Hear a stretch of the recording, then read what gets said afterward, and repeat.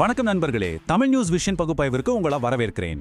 நாம இன்னைக்கு விஷயத்துக்குள்ள போறதுக்கு முன்னாடி மறக்காம நம்ம சேனலுக்கு சப்ஸ்கிரைப் பண்ணி அந்த பெல் ஐகானையும் தட்டி விடுங்க. இந்த அலசல் உங்களுக்கு பிடித்திருந்தா ஒரு லைக் போட்டு உங்க நண்பர்களுக்கும் ஷேர் பண்ணுங்க. சரி, இப்ப விஷயத்துக்கு வருவோம்.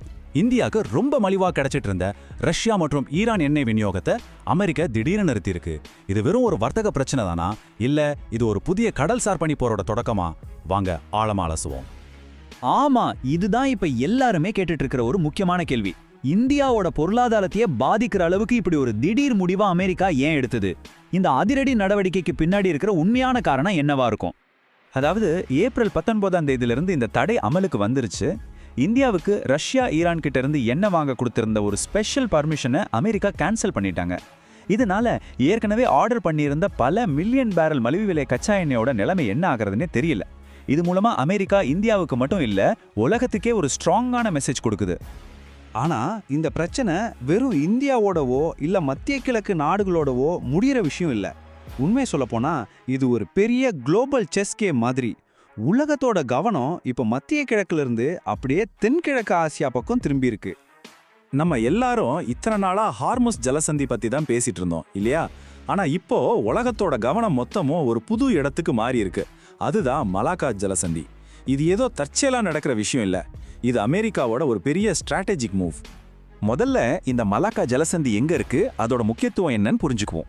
இது இந்தோனேஷியாவுக்கும் மலேசியாவுக்கும் நடுவில் இருக்கிற ஒரு ரொம்ப குறுகலான கடல் பாதை. இந்திய பெருங்கடலையும் பசிபிக் பெருங்கடலையும் கனெக்ட் பண்ற ஒரு முக்கியமான வழி. சொல்லப்போனா நம்ம அந்தமான் நிக்கோபார் தீவுகளுக்கு ரொம்ப பக்கத்துல இருக்கு.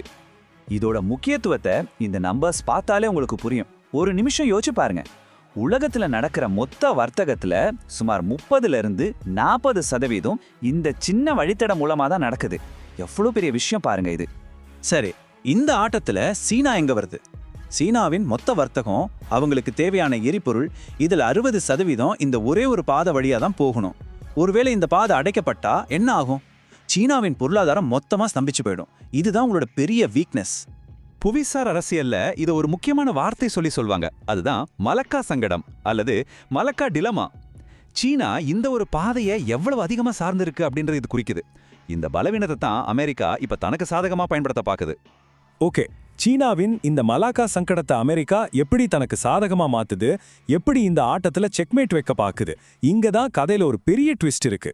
சமீபத்தில் அமெரிக்காவும் இந்தோனேஷியாவும் ஒரு பாதுகாப்பு ஒப்பந்தம் போட்டிருக்காங்க. பல வருஷமா எந்த பக்கமும் சாயாம இருந்த இந்தோனேஷியா இப்போ அமெரிக்கா பக்கம் போயிருக்கு. இந்த ஒப்பந்தத்தின்படி அமெரிக்க படைகள் இந்தோனேஷியா விமான தளங்களை பயன்படுத்தலாம், மலாக்கா ஜலசந்தியை நேரடியாக கண்காணிக்கலாம், 2 நாடுகளும் ரேடார் தகவல்களை பரிமாறிக்கலாம். இது மூலமா அந்த பகுதி மேல அமெரிக்காவுக்கு ஒரு முழுமையான கண்ட்ரோல் கிடைக்குது.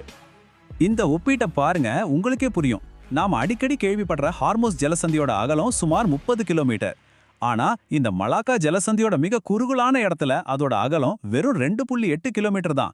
எவ்வளவு பெரிய வித்தியாசம் பாருங்க. அதாவது நடைமுறையில இதோட அர்த்தம் என்னன்னா, வெறும் 2 பெரிய போர்க்கப்பல்களை அங்க நிறுத்தினா போதும், அந்த வழித்தடத்தை முழுசா பிளாக் பண்ணிடலாம். எந்த கப்பலும் உள்ளேயும் போக முடியாது, வெளியும் வர முடியாது. அதனாலதான் இதை ஒரு உண்மையான சோக் பாயிண்ட்னு சொல்றாங்க. இங்கே அவங்க பயன்படுத்துறது ஒரு வித்தியாசமான ஆயுதம். இது நேரடியான ராணுவ தாக்குதல் இல்ல, ஒரு குண்டு கூட வெடிக்காம ஒரு நாட்டோட பொருளாதாரத்தை முடக்கிறதுக்கான ஒரு வழி. இதுதான் இப்போதைய ஆட்டம். சரி, இந்த உலக சதுரங்கத்துல இந்தியாவோட நிலைமை என்ன? கதை இப்ப மறுபடியும் இந்தியா பக்கம் திரும்புது. இந்த புது சூழ்நிலை இந்தியாவுக்கு எப்படி பாதிப்பை ஏற்படுத்தும், என்ன வாய்ப்புகளை கொடுக்கும்? இது 2 பக்கமும் கூர்மையான கத்தி மாதிரி. இந்த முக்கியமான கட்டத்தை நீங்க தொடர்ந்து பார்க்கறதுக்கு முன்னாடி ஒரு சின்ன வேண்டுகோள். நம்ம சேனலுக்கு இன்னும் சப்ஸ்கிரைப் பண்ணலன்னா மறக்காம பண்ணிடுங்க.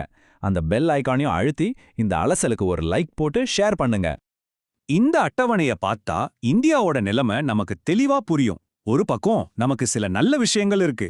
நம்ம அந்தமான் நிக்கோபார் தீவுகள் மலக்கா ஜலசந்திக்கு ரொம்ப பக்கத்துல இருக்கு. அதனால நம்ம கடற்படை அங்கே ஒரு முக்கிய சக்தியா இருக்கலாம். இது அமெரிக்கா கூட பேசுறப்ப நமக்கு ஒரு பலத்தை கொடுக்கும். ஆனா இன்னொரு பக்கம் இருக்கிற ஆபத்துகள் ரொம்ப பெரியது. நம்ம வர்த்தகத்துல 50-60% இந்த வழியா தான் நடக்குது. ஒருவேளை அங்க பதற்றம் அதிகமானா நம்ம பொருளாதாரம் பெரிய அடி வாங்கும். பெட்ரோல் டீசல் விலையிலிருந்து எல்லா பொருளோட விலையும் தாறுமாறா ஏறி ஒரு பெரிய பொருளாதார நெருக்கடிக்கு கூட வழிவகுக்கலாம். அதனால இந்தியா இப்போ ரொம்ப கவனமா காய்களை நகர்த்த வேண்டிய கட்டாயத்துல இருக்கு. ஒரு பக்கம் அமெரிக்கா கூட கூட்டணியும் வச்சுக்கணும், இன்னொரு பக்கம் நம்ம நாட்டு நலனையும் பொருளாதாரத்தையும் பாதுகாக்கணும். இந்த பேலன்ஸை இந்தியா எப்படி சமாளிக்க போகுதுங்கிறது தான் இங்க இருக்கிற பெரிய சவால். சரி, இப்போ எல்லாத்தையும் ஒண்ணா சேர்த்து பார்ப்போம். இந்த உலகளாவிய அரசியல் ஆட்டம் நாம முதல்ல பேசின அந்த எண்ணெய் பிரச்சனைக்கு எப்படி காரணமாச்சு?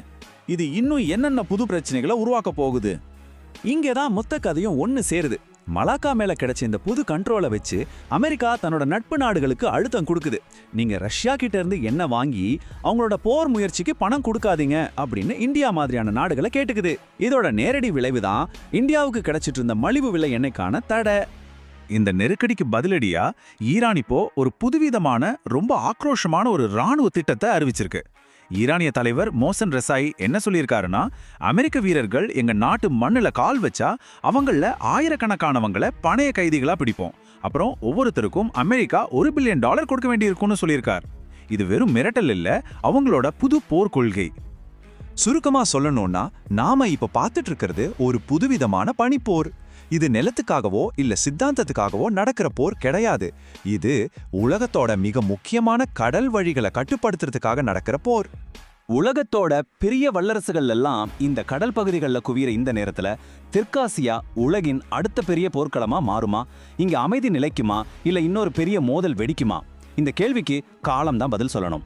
இதை பத்தி நீங்க என்ன நினைக்கிறீங்கன்னு உங்க கருத்துக்களை கீழே கமெண்ட்ல சொல்லுங்க. அடுத்த ஒரு ஆழமான அலசலை சந்திப்போம். நன்றி.